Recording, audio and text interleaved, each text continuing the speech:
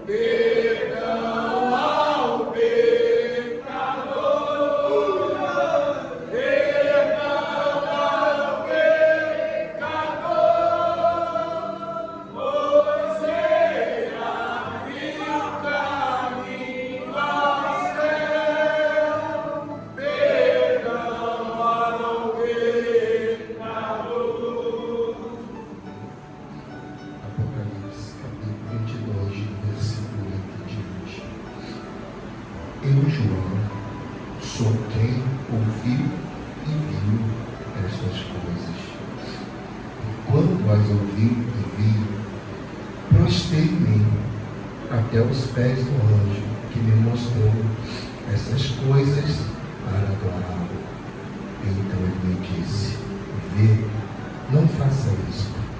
Eu sou conservo teu, os teus irmãos, os profetas e dos que guardam as palavras deste livro. Adora a Deus. Disse-me ainda: não segue as palavras da profecia deste livro, porque o tempo está próximo. Continue o injusto fazendo a justiça. Continue o mundo sendo imundo. Justo, continue na prática da justiça. E o santo, continue a se santificar. Eis que venho sem demora, e comigo está o galardão que tenho para retribuir a cada um segundo as suas obras. Eu sou o Alfa e o Ômega, o primeiro e o último, o princípio e o fim. Bem-aventurados aqueles que lavam as suas vestiduras no sangue do Cordeiro, para que lhes assista o direito à árvore da vida e entrem na cidade pelas portas. Fora ficam os cães, os feiticeiros, impuros, os assassinos, os idólatras e todos aqueles que amam e praticam mentira. Eu, Jesus, enviei o meu anjo para vos afirmar estas coisas às igrejas. Eu sou a raiz e a geração de Davi, a brilhante estrela da manhã. O Espírito e a noiva dizem: vem. Aquele que ouve, diga: vem.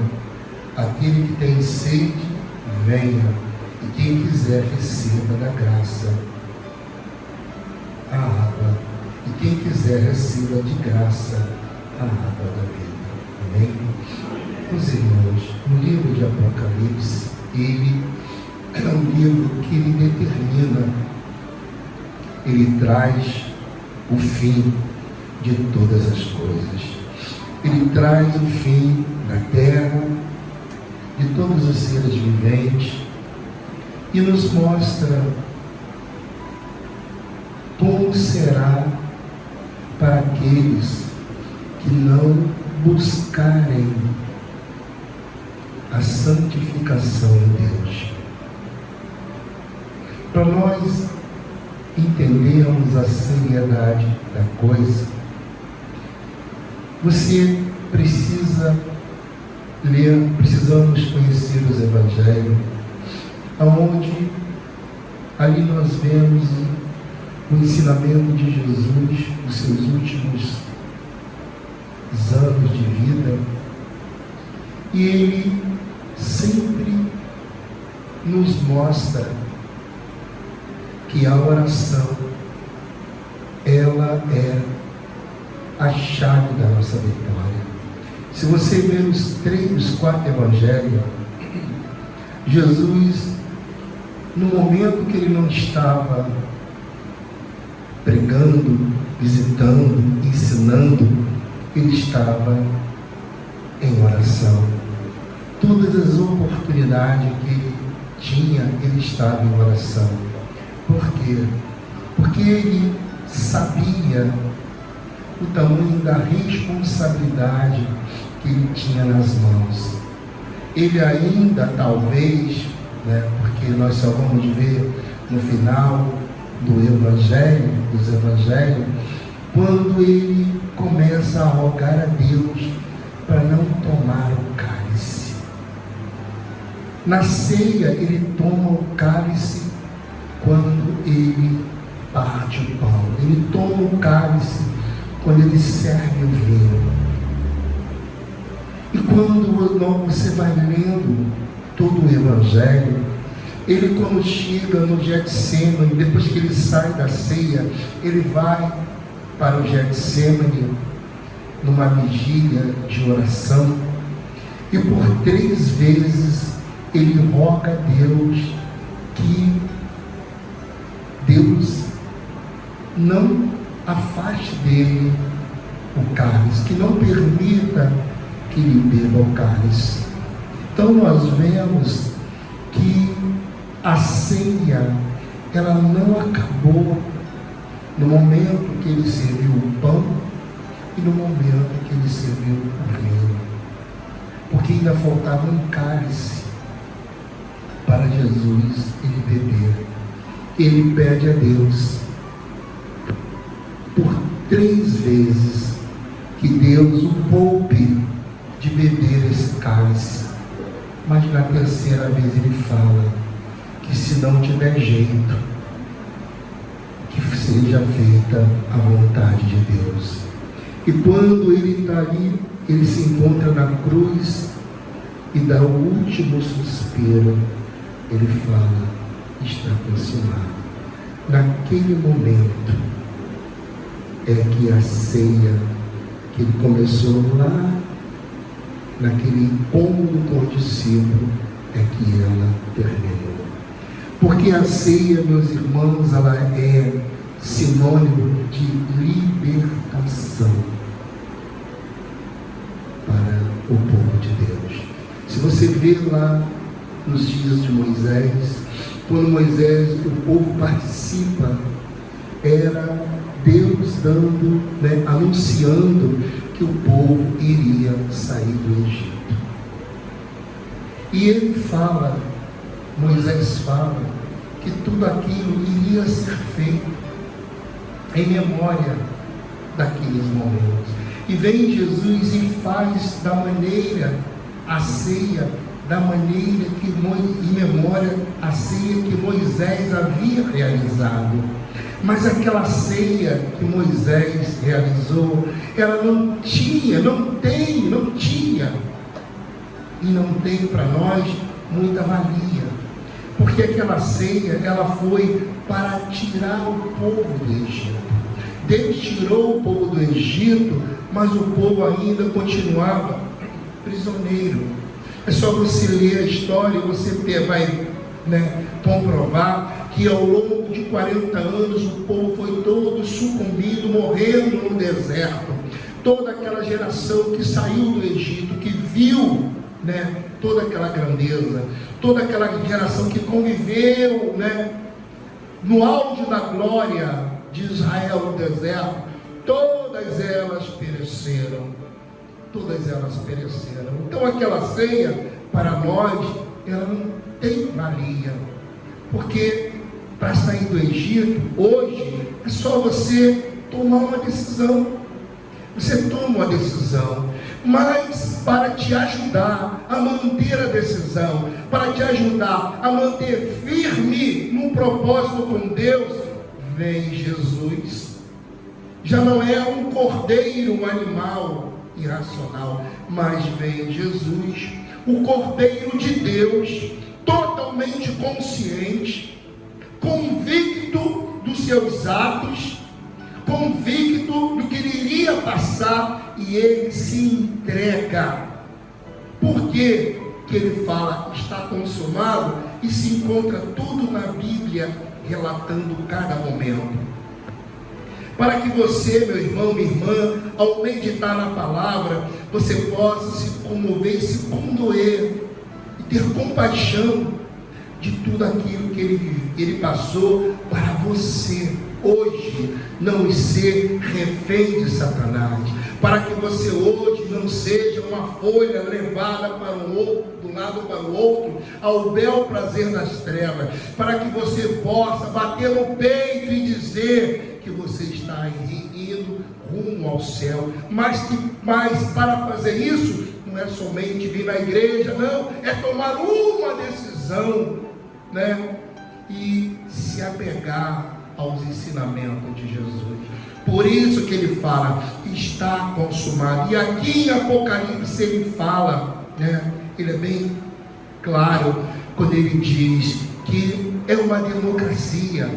Deus não nos obriga a nada. Jesus poderia muito bem falar, meu pai, eu não vou passar por isso, mas não. Ele se entrega, ele luta para fazer a vontade de Deus. Ele fala que não seja feita a minha, mas a tua vontade, Senhor. E aqui vem ele falando para nós que tudo isso que foi dito de Gênesis até aqui é para nós entendermos o tamanho do amor de Deus para com cada um de nós, para você entender que aquele ser que outrora andou lá nos céus, naquele local que eu espero um dia eu andar, e eu espero que os irmãos também, ele foi destituído de toda daquela glória, de toda aquela grandeza. Então hoje ele luta, que nos mostra, ele luta de todas as maneiras, para que você, para que nós, para que o ser humano, ele negue esta oportunidade que Deus está dando. Mas ele fala aqui para nós, ele diz que aquele que está sujo, se você está feliz da maneira que você está vivendo, Jesus não te censura, ele não te critica, ele não taca pedra, ele não fala nada, ele apenas fala, continua. Porque a salvação, ela é para aquele que crê.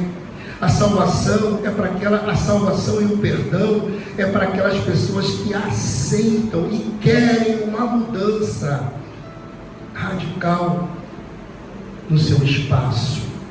É para aquelas pessoas que têm o desejo de andar lado a lado com Jesus. Aquelas pessoas que não querem morrer. Eu não quero morrer para ver a glória de Deus. Eu não quero morrer para ver a grandeza de Deus. Não, é aqui em vida. Porque o mundo, ele tem que testemunhar. Tem que testemunhar que a palavra de Deus ela é viva e verdadeira para aqueles que creem. O mundo tem que testemunhar como Deus ama aqueles que nele depositam a sua confiança.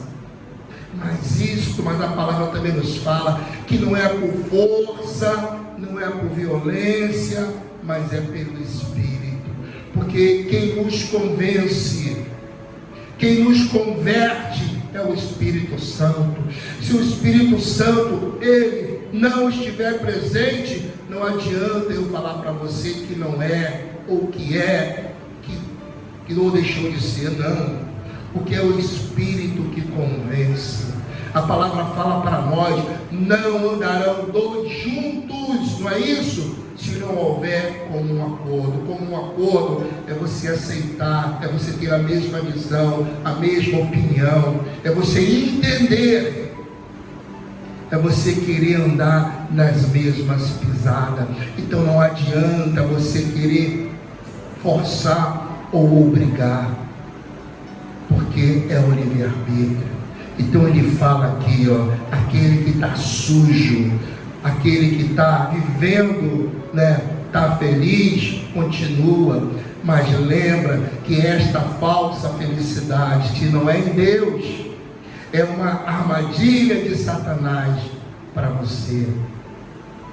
Ele está fazendo uma campanha, é o político na época, da eleição. Ele te mostra, um mundo totalmente, uma realidade totalmente da realidade. Ele mostra, ele faz uma realidade fake e apresenta.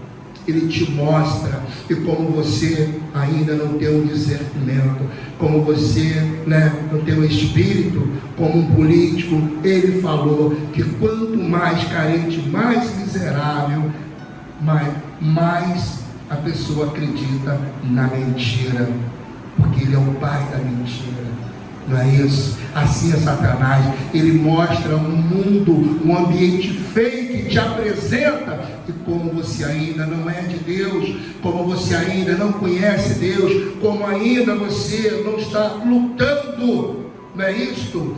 Para querer ser amigo de Deus, então você deixa ser levado, ser arrastado, e você acha que você está bem, que você está certo. Mas Jesus ele não critica, porque ele fala em Tessalonicenses 2, não é isso? Que se o meu coração ele está inclinado para as coisas desse mundo, então o ministério da mentira ele vai prevalecer, porque o meu coração tem prazer nisso. Só você ler 2 Tessalonicenses capítulo 2.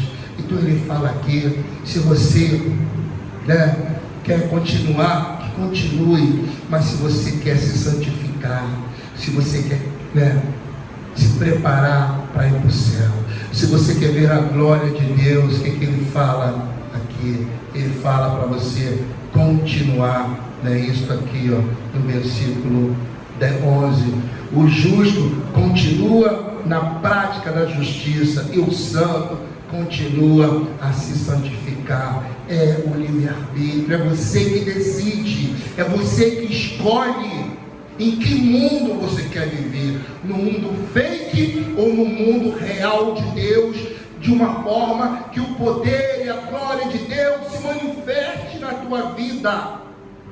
É você que decide, o poder está nas mãos de Deus, mas ele fala que ele respeita o desejo do nosso coração. Mas ele diz aqui no final, ele fala que aquele que tem sede, venha. Aquele que quiser receber, vai receber de graça a água da vida. Aquele que quer justiça, venha. Aquele que quer vida, venha. Aquele que quer desta água, desta graça, venha. Porque ela é de graça e não se exige de nada. Mas é você, meu irmão, que tem que tomar a decisão. Porque tudo que Deus poderia fazer, Ele já fez. Tudo que Jesus poderia fazer, Ele já fez. Não tem mais o que fazer, Ele já fez tudo. Tudo. Você lê lá os evangelhos. Ele lutou para não tomar o último cálice. cálice, mas se ele não toma, nós não teríamos esta oportunidade. O Evangelho, o livro de Apocalipse, ele não seria escrito. Esta mensagem, ela não estaria aqui. As mensagens dos profetas, de Isaías, de Jeremias, do próprio Moisés, quando ele falou que viria um semelhante a ele, tudo ia cair por terra. Mas o Senhor nos fala que tudo nesta vida passa, mas a palavra de Deus, ela é viva e permanece para sempre. E esta é a palavra que a nós um dia foi apresentada. Então não importa que ela se cumpra na tua vida, mas para que ela possa se cumprir, você tem que realmente se submeter a ela. Se você não se submeter, você vai ficar frustrado. Você vai participar destes momentos, anos e anos. Os anos irão se passar para você e nada vai acontecer. Porque não é somente vir na igreja, é você obedecer o chamado de Deus na tua vida. É você descer no seu pedestal, é você abrir o teu coração e colocar a tua vida na mão de Deus. Não é fácil, não é fácil, mas em nenhum momento o Senhor falou que seria fácil. Jesus, ele fala para nós: no mundo tereis aflições, mas tenham ânimo, eu venci o mundo. E se você, meu irmão, se você, minha irmã, você quer ser um vencedor, se você quer ser uma vencedora, se você quer que Satanás, porque a palavra fala, quando você se apega a Deus, o diabo foge de você. Você não sabe aonde o diabo está. Se Adão soubesse que o diabo estava dentro da serpente, se tivesse tomado a serpente, Adão e Eva não teriam comido do fruto a ponto de ser expulso do paraíso. Então você não sabe quem são as pessoas que te odeiam, que estão dando vazão ao diabo, às trevas, a Satanás. Você não sabe. E a única maneira de nós sermos guardados e protegidos é se você lutar para ser amigo de Deus. Quando você luta para ser amigo de Deus, todos aqueles que não estão no mesmo propósito, eles vão tudo sumir na tua vida, vão desaparecer da tua frente, porque não andarão dois juntos se não houver um acordo. Então, se você realmente quer andar com Jesus, se você quer fazer parte do círculo, de convivência daqueles que estão lutando para ir para o céu, você só tem que abrir o teu coração, não se importando, não olhando para a direita e para a esquerda, olhando somente para o alto. Porque se você não olhar para o alto, você vai ouvir o que você não gostaria de ouvir. Se você não estiver olhando para o alto, você vai ver o que você não gostaria de ver. Por isso que Jesus, ele vivia em oração, porque ele não queria ouvir o que as pessoas falavam, ele não queria ver o que as pessoas estavam vivendo, não. Ele orava, porque ele sabia que em um determinado momento da vida dele haveria necessidade daquele revestimento. E quem sabe, meu irmão, minha irmã, esse momento difícil que tu está vivendo é a falta deste revestimento que você era para ter adquirido lá atrás, mas pela sua negligência você deixou escapar pelas suas mãos. Mas aqui com a tua vida há esperança é Jesus. E a prova disso é a oportunidade que Ele nos deu para nesta noite estarmos na casa dele. Então que você possa abrir o teu coração, você possa rogar a Deus para que Ele tire as tuas escamas, para que Ele te dê entendimento, para que você não se limite nas palavras que o pregador está te falando, para que tu possa entender o teu chamado, porque Ele fala que aquele que quiser a graça, a água, a justiça, é só ir até Jesus. E não é ouvir na igreja. Ouvir na igreja é um passo, mas muitos degraus precisam ser alcançados para que esta glória ela comece a se manifestar. Então abre o teu coração, não endureça, não faça como Naamã, não, vai embora, não. Procure entender, tenha entendimento, tenha discernimento e não se sinta agredido ou ofendido, porque em Filipenses fala, não tome nada por partidarismo. Se você tomar por partidarismo, você vai se ofender até com o olhar. Entenda que tua vida está nas mãos de Deus e que tudo contribui para o bem daqueles que o amam. Então, se você o ama, Ele está lutando para te salvar e te dar a vitória. Então, abre teu coração e deixa esta grandeza celestial caminhar lado a lado contigo. Amém? Uma salva de palmas para você.